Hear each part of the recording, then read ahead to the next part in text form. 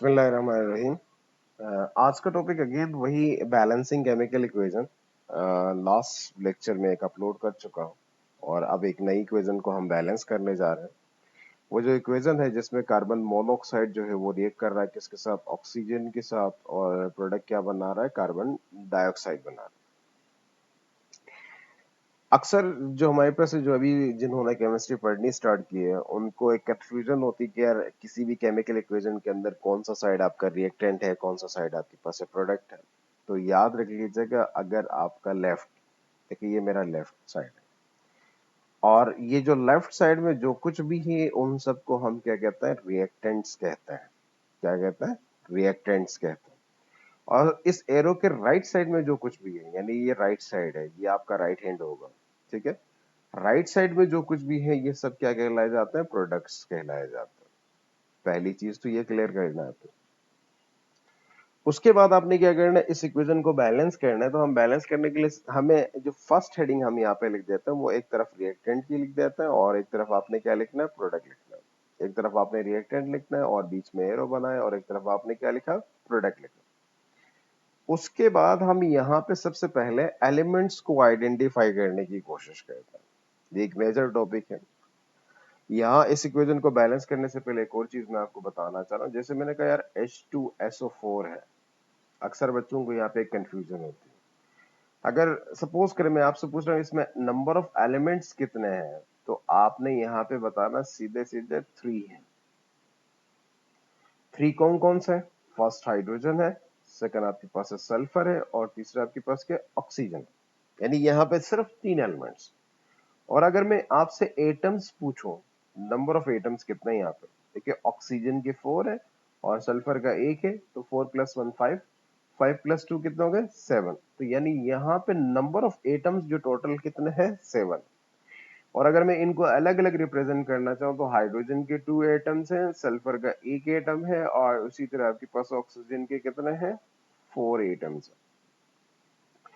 तो ये एक मेजर कॉन्सेप्ट है बैलेंसिंग के लिए, आपके पहले से क्लियर होना चाहिए। अगर आपका ये कॉन्सेप्ट पहले से बिल्ड है तो आप आसानी से बैलेंस कर सकते हैं। तो देखिए मैंने आपसे कहा कि आपने यहाँ पे रिएक्टेंट साइड के एलिमेंट्स आइडेंटिफाई करने। एक दफा अगर आप इसको प्रॉपरली आइडेंटिफाई करेंगे ना तो फिर उसके बाद मसला ही नहीं है। देखिए फर्स्ट एलिमेंट आपका कार्बन है और सेकंड एलिमेंट क्या है, ऑक्सीजन है। अगेन रिपीट कर रहा हूँ, फर्स्ट एलिमेंट क्या है, कार्बन है, सेकंड एलिमेंट क्या है, ऑक्सीजन है। अक्सर बच्चे यहाँ पे एक कंफ्यूजन के शिकार हो जाते हैं, वो 2 दफा ऑक्सीजन लिख देते हैं। उनके दिमाग में ये होता है कि यार ये भी एक एलिमेंट है, ये भी एक एलिमेंट है। भाई दोनों सेम ही एलिमेंट है दोनों क्या है, एक ही एलिमेंट है। तो आप ऑक्सीजन एक दफा लिखें। एलिमेंट्स लिखने के बाद आपने ये देखना है कि यार नंबर ऑफ एटम्स कितने हैं। ये भी एक कंफ्यूजन है, हमारे जो बच्चे हैं, स्टूडेंट्स हैं, उनको ये बहुत एक मेजर कंफ्यूजन होती है यहाँ पे उनके लिए। तो एक बात अगेन बताना चाह रहा हूँ, यहाँ पे देखिए कार्बन के साथ कोई नंबर है नहीं, तो ये 1 है। यानी कार्बन के जो नंबर ऑफ एटम्स है आपके पास यहाँ पे क्या है, 1 है। तो आपने यहाँ पे 1 लिखा। उसके बाद अगर देखा जाए तो ऑक्सीजन यहाँ पे 1 है और यहाँ पे कितने हैं, 2। तो रिएक्टेंट साइड में टोटल आपके पास कितने हैं, 3 है।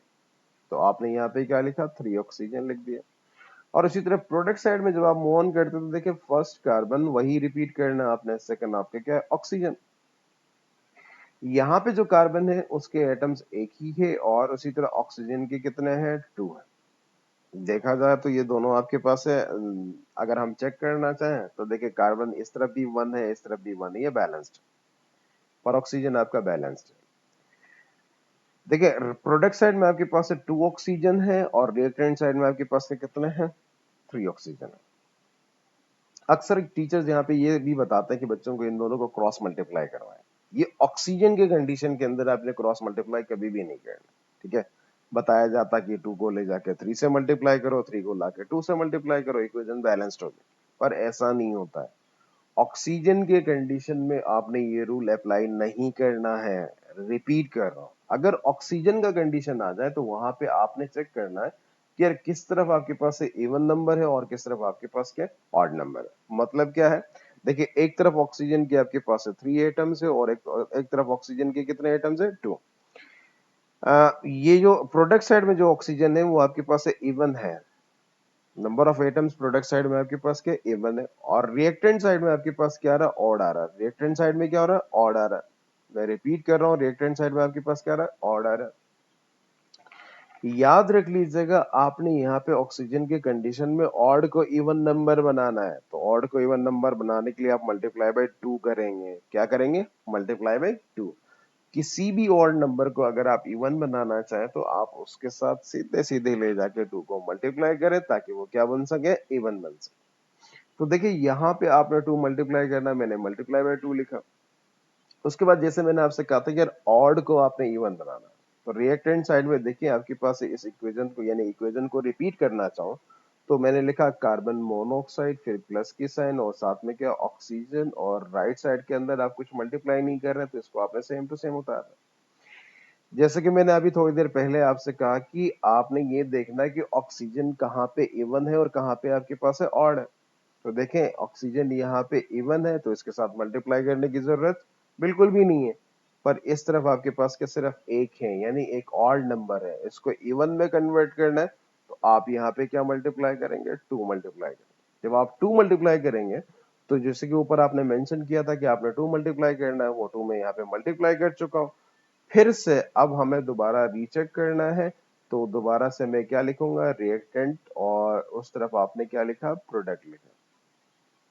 लिखने के बाद वही एलिमेंट्स आपने रिपीट करने हैं। एलिमेंट्स कौन कौन से हैं, फर्स्ट एलिमेंट कार्बन है और सेकंड एलिमेंट क्या है, ऑक्सीजन है। इस तरफ भी कार्बन और ऑक्सीजन आपने लिखा। तो अब यहाँ पे जो नंबर ऑफ कार्बन एटम्स है वो कितना है, 2 है, क्योंकि यहाँ 2 बाहर से मल्टीप्लाई हो रहा है, तो 2 मल्टीप्लाई बाय 1 कितने हो गए, 2 हो गए। और उसी तरह ऑक्सीजन की अगर मैं बात करना चाहूँ तो देखें यहाँ पे ऑक्सीजन 1 है और बाहर से 2 मल्टीप्लाई हो रहा है, तो यहाँ पे ऑक्सीजन 2 है और यहाँ पे भी 2 है, तो 2 प्लस 2 कितना हो गए, 4। ऑक्सीजन आपने क्या लिखा, 4 लिखा। और उस तरफ अगर प्रोडक्ट साइड में देखा जाए तो हमारे पास सिर्फ एक ही कार्बन है और उसके बाद ऑक्सीजन कितने हैं आपके पास है, 2 है।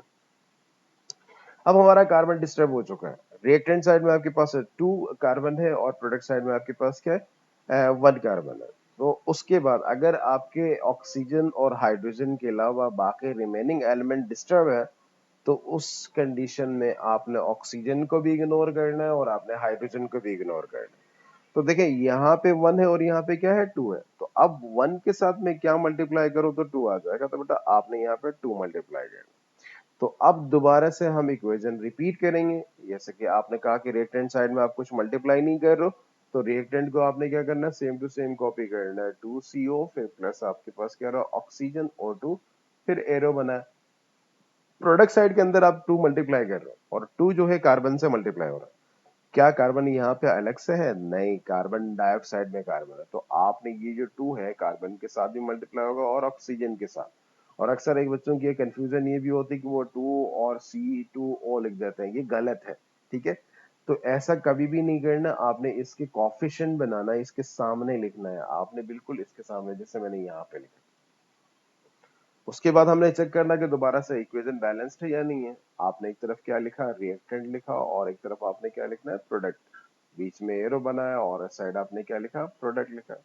और उसके बाद दोबारा से वही एलिमेंट्स हमारे पास क्या होंगे, रिपीट होंगे। कार्बन आएगा, ऑक्सीजन, फिर उसके बाद कार्बन आ रहा, फिर उसके बाद क्या रहा, ऑक्सीजन।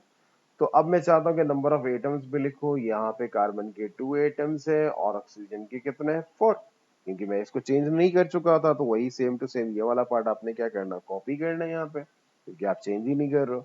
और इस तरफ अगर देखा जाए तो देखिए यहाँ पे 2 जो है कार्बन के साथ भी मल्टीप्लाई हो रहा है, तो 2 मल्टीप्लाई 1 क्या हो गया, 2। और उसी तरह ऑक्सीजन के साथ भी मल्टीप्लाई हो रहा था, 2 जाकर 2 से मल्टीप्लाई होगा तो क्या होगा, 4। तो अब ये हमें डिफाइन करके बताता कि इक्वेशन आपकी क्या हो गई, बैलेंस्ड हो गए। तो अब यहाँ पे इसके नीचे लिख सकते हैं इक्वेशन इज बैलेंस्ड। आपने क्या लिखना है, इक्वेशन इज बैलेंस्ड। और उसके बाद अगर आपको फिर भी कोई कंफ्यूजन हो तो आप पूछ सकते हैं। इसके साथ अल्लाह हाफिज।